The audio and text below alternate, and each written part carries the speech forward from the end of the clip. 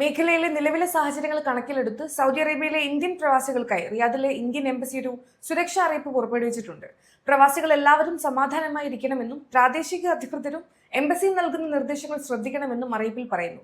നിലവിൽ ഇന്ത്യൻ എംബസിയും ജിദ്ദയിലെ കോൺസുലേറ്റും പതിവ് പോലെ തന്നെ പ്രവർത്തിക്കുന്നുണ്ട്. എന്തെങ്കിലും അടിയന്തര സാഹചര്യം ഉണ്ടായാൽ ബന്ധപ്പെടാൻ റിയാദിലെ എംബസി 24 മണിക്കൂറും പ്രവർത്തിക്കുന്ന ഹെൽപ്പ് ലൈൻ നമ്പറുകൾ നൽകിയിട്ടുണ്ട്. മേഖലയിലെ വ്യോമപാതകളിൽ നിയന്ത്രണങ്ങൾ വന്നതിനെ തുടർന്ന് വിമാന സർവീസുകളിൽ മാറ്റങ്ങൾ ഉണ്ടാകാൻ സാധ്യതയുണ്ട്.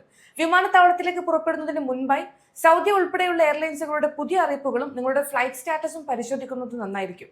യാത്രക്കാർക്ക് അവരുടെ ബുക്കിംഗ് സമയത്ത് നൽകിയിട്ടുള്ള ഫോൺ നമ്പറിലോ ഇമെയിലിലോ പുതിയ വിവരങ്ങൾ ലഭ്യമാകുമെന്നും സൗദി എയർലൈൻസ് അറിയിച്ചിട്ടുണ്ട്.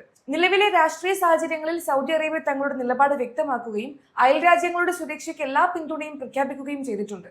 പ്രവാസികൾ ഔദ്യോഗികമായ അറിയിപ്പുകൾ മാത്രം വിശ്വസിക്കാനും അനാവശ്യമായ അഭ്യൂഹങ്ങളിൽ പരിഭ്രാന്തരാകാതിരിക്കാനും ശ്രദ്ധിക്കുക.